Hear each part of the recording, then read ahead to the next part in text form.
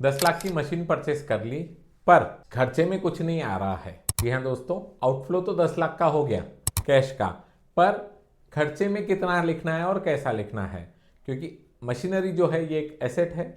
Income tax में हमको ये पूरा का पूरा खर्चा क्लेम करते नहीं आता है, इसको एक अलग तरीके से कैलकुलेट करना पड़ता है, जिसको हम बोलते हैं डेप्रिसिएशन। क्या है डेप्रिसिएशन? तो एक एसेट की वैल्यू जो over the period of time धीरे कम हो रही है, उसको हम हमारे बुक्स ऑफ अकाउंट्स में वैसा एडजस्ट करते हैं और उतना ही खर्चा दिखाते हैं। नमस्ते दोस्तों, मैं आपका मित्र सीए नवीन। आज हम समझेंगे इनकम टैक्स की पाठशाला में डेप्रिसिएशन क्या है, क्यों है और लेना जरूरी है कि नहीं। खासियत यह है कि आपका खर्चा नहीं हो रहा, पर आपको इनकम टैक्स में एक डिडक्शन मिल जाता है। क्या ये ऑप्शनल है? सबसे पहली बात, जी नहीं। डेप्रिसिएशन चार्ज करना मैंडेटरी है। बुक्स ऑफ अकाउंट्स में आप क्या ट्रीटमेंट देते हैं ये आपके ऊपर है। प्रॉफिट आप उसमें कैसा एडजस्ट करते हैं, विदाउट डेप्रिसिएशन और with depreciation. But in case of income tax computation आपको वो डेप्रिसिएशन कैलकुलेट करके उसका डिडक्शन क्लेम करना ही पड़ता है। साल भर अगर आपने कोई एसेट यूज़ किया है तो आपको पूरा डेप्रिसिएशन मिलता है। जो भी रेट्स हैं डिस्क्रिप्शन में मेंशन है।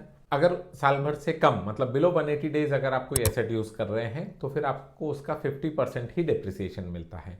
मीन्स अगर रेट अगर 10% है, आपने पूरा साल यूज़ किया, अप्रैल में एसेट परचेस किया था और आप मार्च तक के यूज़ कर रहे हैं उसको, तो फिर आपको 10% डेप्रिसिएशन मिलेगा। और आप कोई एसेट अगर अक्टूबर में परचेस कर रहे हैं जो सिर्फ 180 दिन से भी कम यूज़ हो रहा है, तो फिर आपको डेप्रिसिएशन मिलता है 5% उस साल के लिए। नेक्स्ट ईयर फिर आपको पूरा डेप्रिसिएशन मिलेगा। सेल अगर कोई एसेट करते हैं हम, तो फिर सेल करते टाइम प्रॉफिट या लॉस जो कैलकुलेट होता है वो ब्लॉक का होता है। अब ये ब्लॉक का कंसेप्ट क्या है?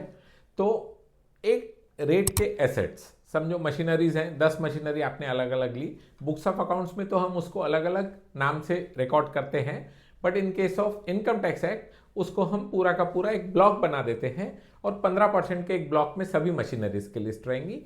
तो अब अगर आपने कोई एसेट बेचा और वो ब्लॉक वैल्यू से ज़्यादा की वैल्यू में बिका है, तो ही जाकर प्रॉफिट या लॉस जो है वो अप्लीकेबल रहेगा। डेप्रिसिएशन किस पे चार्ज होता है?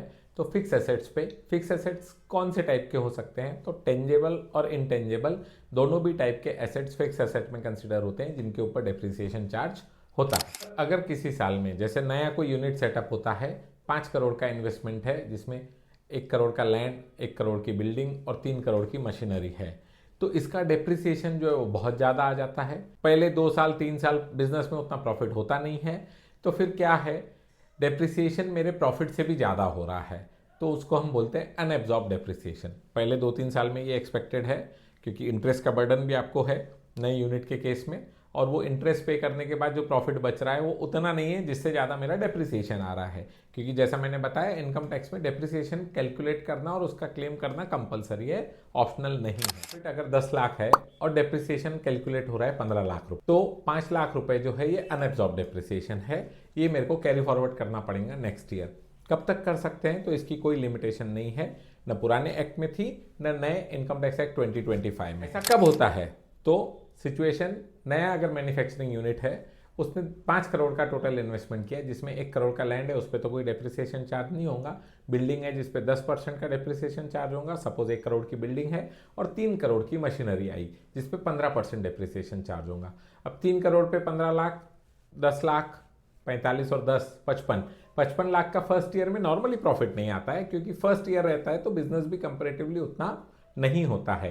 तो ये अनएब्जॉर्ब डेप्रिसिएशन आप अनलिमिटेड टाइम तक कैरी फॉरवर्ड कर सकते हैं, नेक्स्ट टू नेक्स्ट ईयर, जब तक आपका प्रॉफिट में वो सेट ऑफ नहीं होता है। न्यू रिजिम में कहीं कोई चेंज आया है क्या? तो दोस्तों, एडिशनल इनकम टैक्स एक कंसेप्ट था जो इनकम टैक्स एक्ट 1961 तक चलता था, जिसमें नया इन्वेस्टमेंट हो, इसके लिए गवर्नमेंट प्रमोट करने के लिए एडिशनल डेप्रिसिएशन का कंसेप्ट लॉन्च किया था। पर अब नई रिजिम में फिलहाल वैसी कोई प्रोविजन नहीं है। ऐसी और स्मार्ट फाइनेंस टेक्स टिप्स के लिए जुड़े रहिए नमस्ते फिनटेक्स के साथ, your partner in financial growth.